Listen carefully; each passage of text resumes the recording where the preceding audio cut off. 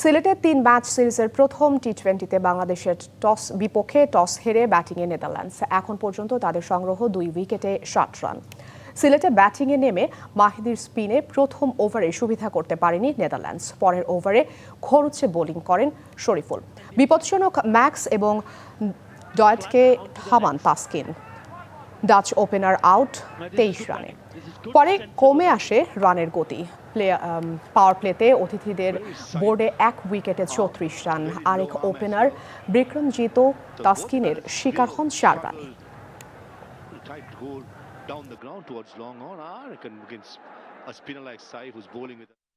3 ম্যাচের টি-20-র প্রথম ম্যাচে নেদারল্যান্ডসের মুখোমুখি হয়েছে বাংলাদেশ। সেখানে আছেন সহকর্মী শাহরিয়ার হোসেন।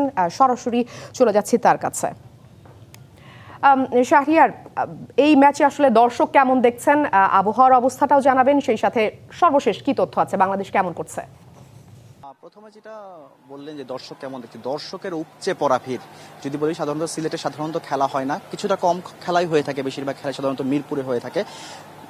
তো যখন সিলেটে খেলা কোনো দেখার সুযোগ পায় দর্শকরা, তখন আর কি সেই সুযোগটা তারা হাতছাড়া করছে না। উপচে পড়া ভিড় ছিল আমরা দেখেছি, এবং কিছু কিছু গেটেও দেখেছি অনেক বিশৃঙ্খলা ছিল, এবং দর্শকরা কিন্তু গেট ঠেলে, যারা সিকিউরিটি ছিল তাদেরকে ঠেলে দিয়ে তারা স্টেডিয়ামে প্রবেশ করেছে। এবং এখানকার যারা কর্তব্যরত সিকিউরিটি থেকে শুরু করে যারা আছেন আইন শৃঙ্খলা বাহিনী, তারাও কিন্তু হিমশিম খাচ্ছে সেই দর্শকদের ভিড় সামলাতে। সিলেটে এর আগে বাংলাদেশ জিম্বাবুয়ের সাথে খেলেছিল, সেটা ছিল টেস্ট সিরিজ, কিন্তু এটা যেহেতু টি-20 ম্যাচ, টি-20 ম্যাচে কিন্তু আমরা এর আগেও দেখেছি যে প্রচুর পরিমাণে দর্শক হয়, যেটা আমরা বিপিএলও খেয়াল করেছিলাম। আর আবহাওয়ার কথা যেটা বললেন, যে আবহাওয়া ভালো, অন্তত এইটুকু বলতে পারি যে ম্যাচ পন্ড হওয়ার কোনো সম্ভাবনা নেই। সো বোঝাই যাচ্ছে যে বৃষ্টির আশঙ্কা কিন্তু একেবারেই নেই।